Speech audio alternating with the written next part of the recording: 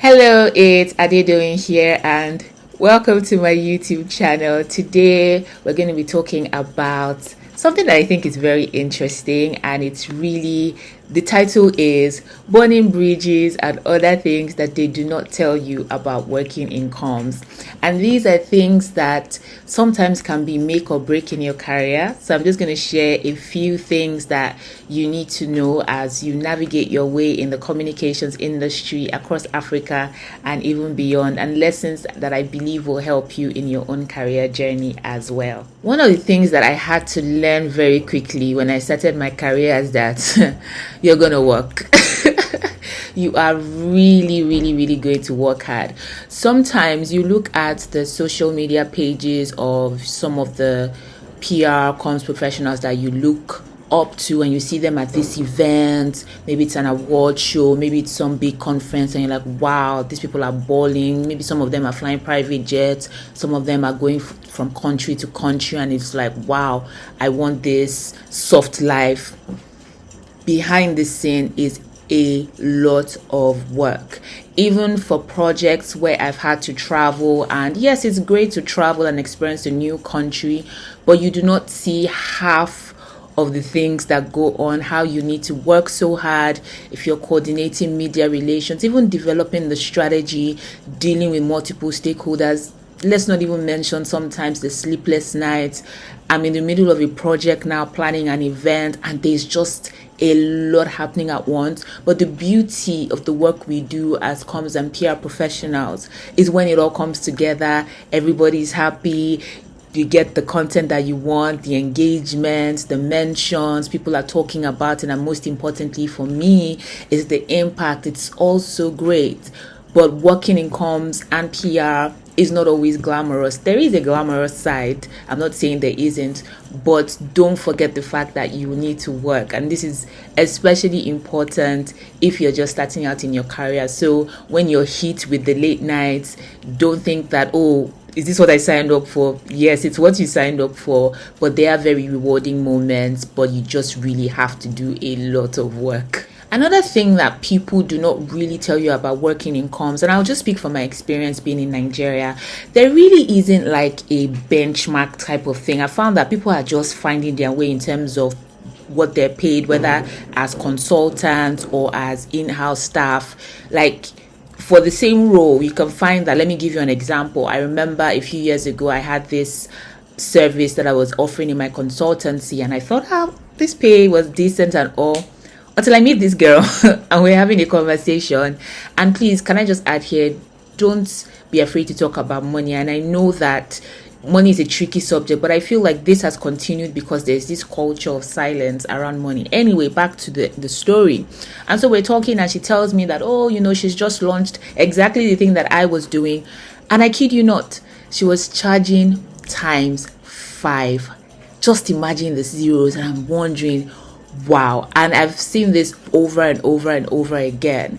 And I've also found that if at the very beginning of your career you begin to shortchange yourself, it becomes difficult for you to move, or becomes difficult for you to change into a different income bracket. And this is what I mean. So in 2020, an organization engaged me to help them recruit people for their comms team. I had designed the JD. We had gone through the audit of the company. I'd set out what they needed, the kind of skills they needed, the kind of person they needed. I designed the JD. I designed the pay structure.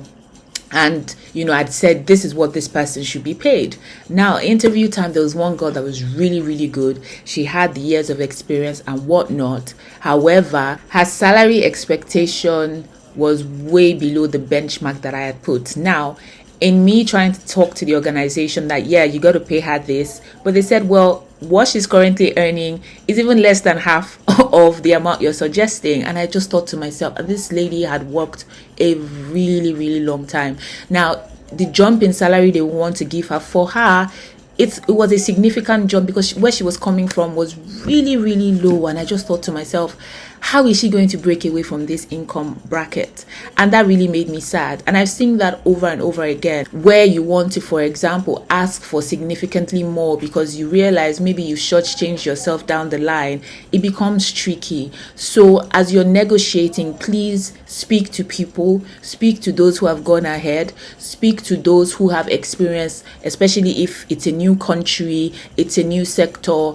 They understand the organization, they understand the industry, so that you don't shortchange yourself and find yourself in an income bracket for 5 years and you're not happy. Meanwhile, there are people in other organizations, even within the same industry, because I know benchmarks from industry to industry differ. But if you're in the same industry and one organization, someone is getting paid 10 times and doing the work that you're doing, it's not the best of things. And I think that this money conversation, and maybe I'll do a separate video about it. I found that you need to learn about money, you need to learn about negotiations, because we do a lot of work. I mean, like I said before, we work really, really, really hard. And I think that it's time for what we earn to measure up or even supersede the work that we do.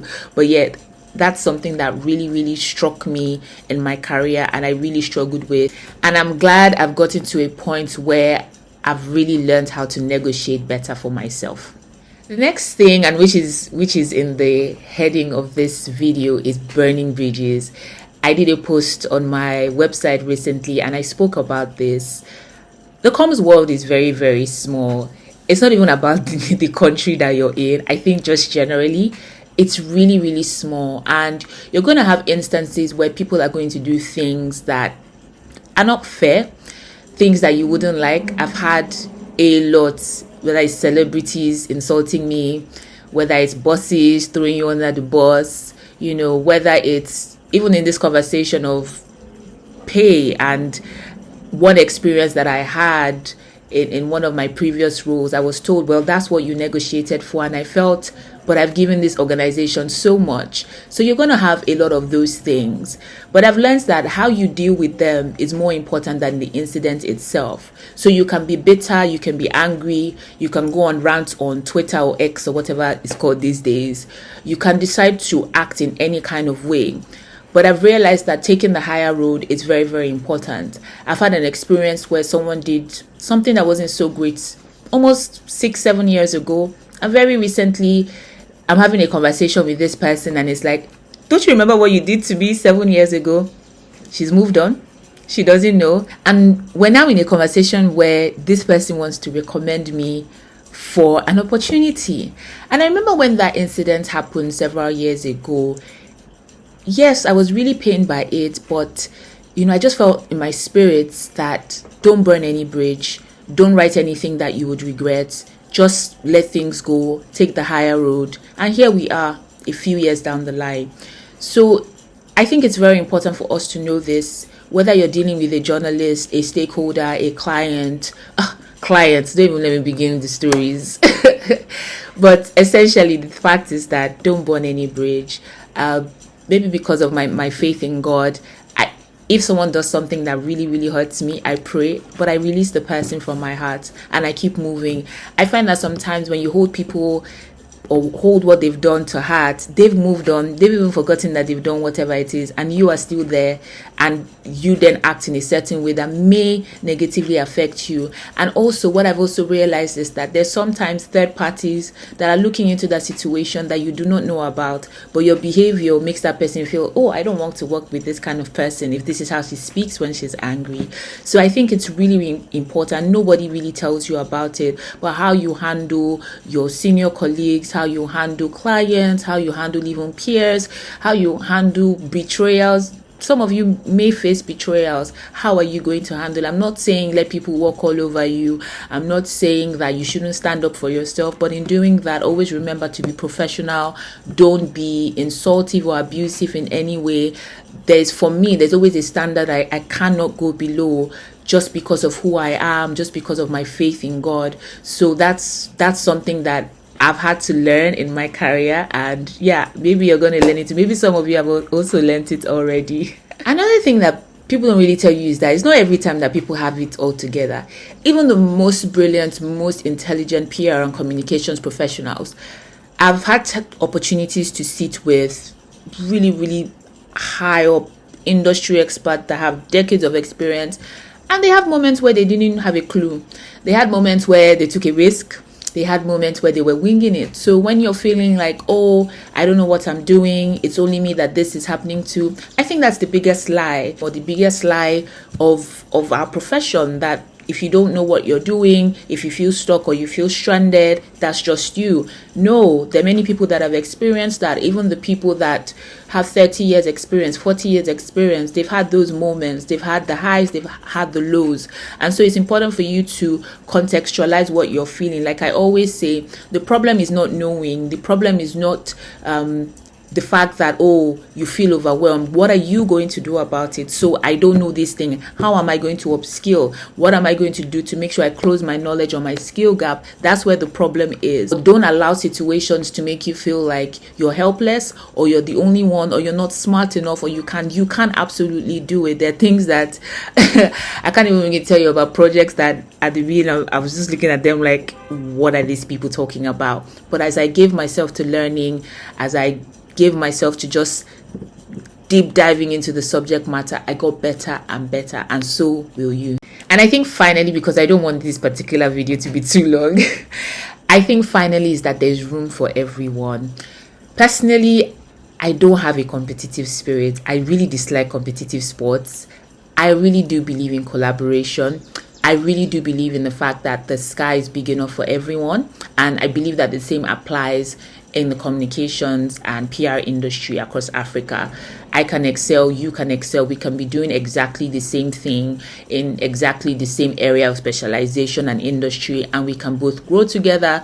We can both earn a good income. And I say this because sometimes you begin to see unhealthy competition, which I think is very unnecessary, because depending on the career path that you choose, you may find that there will be times you will need to collaborate with your colleagues. I can't even tell you how many times I've had to reach out to my colleague in Ghana, South Africa, and say, look, I have this project, can we collaborate to do it? Or I have this project, I'm just not sure I can do it, are you interested? And vice versa. In fact, today I received a message on LinkedIn from a colleague. She got a request for proposal, an RFP, and it's not in her area of expertise. And she says, look, Adedoyin, they reached out for me to do this, but it's not really my strong area. Are you interested? Because I know this is what you're good at. And I'm like, oh, wow, okay, thank you. And that's the way it should be. I'm not competing with anyone for jobs. I'm not competing with anyone. Instead, I'm collaborating to see what I can learn from that person. I'm collaborating for even greater income. See this income conversation that we're having. There's some projects that if you collaborate, you actually even earn more money. But hey, that's a story for another day. But truly and really, it's just that there's room for everybody to grow. There's room for everybody to rise. There's room for everybody to shine. I believe that life is in times and seasons. So celebrate the people who maybe are getting all the awards. If awards are the things that, excite you, you would also get there. But celebrate the people that are ahead, learn from them, see what they're doing, celebrate them, cheer them on, and just continue on your own path.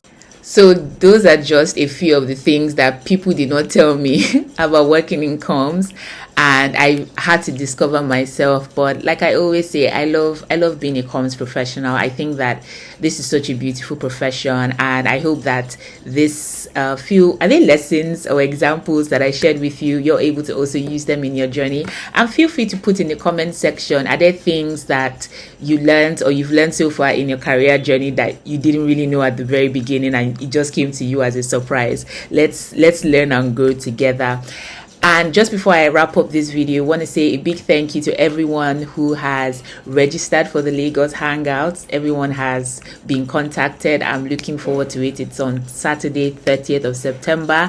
For the people in Abuja, details are going to go up tomorrow, which is Thursday, 21st of September. I've had to make multiple conversations or multiple phone calls just to get a venue, the prices, because this is a free event. By the way, thank you to everyone that has sent in a donation. But yeah, Abuja tomorrow, Thursday 21st, details will go up.